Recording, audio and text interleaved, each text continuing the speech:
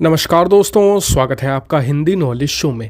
तो दोस्तों, जैसे कि मैंने आपको कल वीडियो बनाकर बताया था कि भारत ने बहुत ही स्ट्रॉन्ग रिप्लाई दिया है रूस को, और एक मुंह तोड़ जवाब भी था रूस को, क्योंकि रूस ने जो कहा था वाकई में बहुत गलत था और भारत उस चीज़ को सहन नहीं कर सकता था, खास करके दोगलेपन को। और अब भारत के रिप्लाई के बाद रूस की तरफ से एक बयान जारी किया गया है।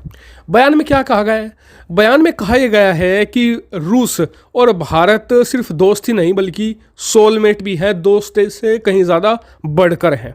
और उनके जो विशेषज्ञ हैं वो भी कह रहे हैं कि भारत तो हमारे लिए भाई जैसा है, और चीन से ज़्यादा दोस्ती रूस की भारत से है। तमाम चीज़ें कही जा रही है, और भारत के द्वारा दिए गए इसी रिएक्शन के कारण ही अब रूसी सरकार एक तरीके से घुटनों पर दिख रही है और उनकी डिप्लोमेसी बैकफुट पर जा चुकी है, क्योंकि उन्हें पता है कि उनके राष्ट्रपति ने जो बयान दिया है ये उनके लिए मुसीबत बनेगा।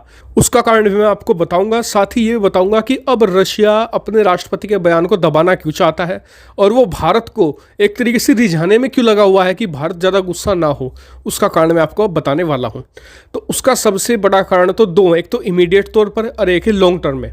ये जो रूसी राष्ट्रपति ने बयान दिया था कि हम भविष्य में चाइना के साथ मिलकर एक मिलिट्री अलायंस बनाएंगे, ये भारत को बुरा लगना ही था। वो तो रूसी राष्ट्रपति के मुंह से निकल गया और भारत को भी पता चल गया कि सभी देश यहाँ पर, चाहे अमेरिका हो, रूस हो, कोई भी देश हो, सब अपने अपने फायदे में लगे हुए हैं, और इसने भारत की आंखें खोल दी। और अब रूस को पता चल चुका है कि उसने एक बहुत बड़ा ब्लंडर क्रिएट कर लिया है अपने लिए। क्यों?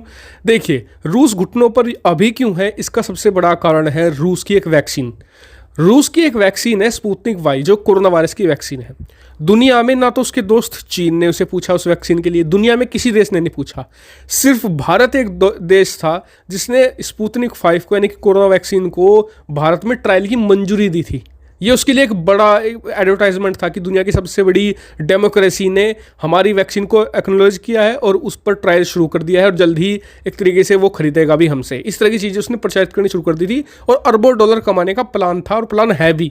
लेकिन ये रूस के राष्ट्रपति का बयान इस ट्रायल को कैंसिल भी करवा सकता है, और उसकी जो वैक्सीन थी वो कूड़े में ही रह सकती है। ये उसे पता है, इसलिए वो भारत को सोलमेट और ब्रदर बता रहा है।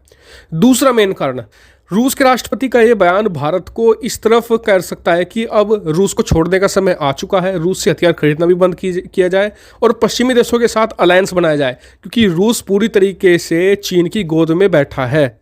और हमारे डॉक्टर सुब्रमण्यम स्वामी भी ये बात खुले तौर पर कह चुके हैं कि रूस कोई हमारा दोस्त नहीं है, और भारतीय ज़्यादातर जो डिप्लोमेट्स हैं उनके मन में भी आ गया है कि अब ये सही समय है, हम छोड़ दें रूस को और अब पश्चिमी देशों के साथ एक अलायंस बना लिया जाए, क्योंकि चीन को रोकना बहुत ज़रूरी हो चुका है। और आने वाले समय में, आज नहीं तो कल, चीन और रूस को तो एकजुट होना ही है। और ये भारत को पर्सनली भी बहुत ही बुरा लगने वाला बयान था, क्योंकि आप सोचिए कि व्लादिमीर पुतिन ये कह रहे हैं कि हम जो चीन के साथ एक मिलिट्री अलायंस बनाएंगे, यानी कि हम रूस को एक बड़ा दोस्त मानते हैं, हमारा दोस्त हमारे मतलब कि सबसे बड़े दुश्मन के साथ एक बहुत ही बड़ी दोस्ती काटने जा रहा है। और ये इतना ही बुरा लगने वाला है जैसे कि आज मतलब कि जो पाकिस्तान है वो चीन को छोड़कर अमेरिका के साथ जाकर मिल जाए, तो चीन को तो बुरा लगेगा ही ना। उसी तरीके से भारत के लिए बुरा लगने वाली बात है। और बताया भी जा रहा है कि अंदर खाने से जो खबर निकलकर सामने है कि भारत सरकार भी खुश नहीं है रूसी राष्ट्रपति के इस बयान से। तो यानी कि आने वाले समय में परिणाम भुगतने होंगे रूस को, भले ही वो हमें दोस्त बताए या कुछ भी बताए। और भारत सरकार को भी अब, चाहे कोई भी देश हो, बहुत ही केयरफुली डीलिंग करनी होगी और अपने हित साधने होंगे। क्या मानना है इस पर आपका? कमेंट करके जरूर बताइएगा। साथ ही वीडियो को शेयर भी कीजिएगा सभी लोगों के साथ, और चैनल को सब्सक्राइब करना मत भूलिएगा। Thank you very much watching video.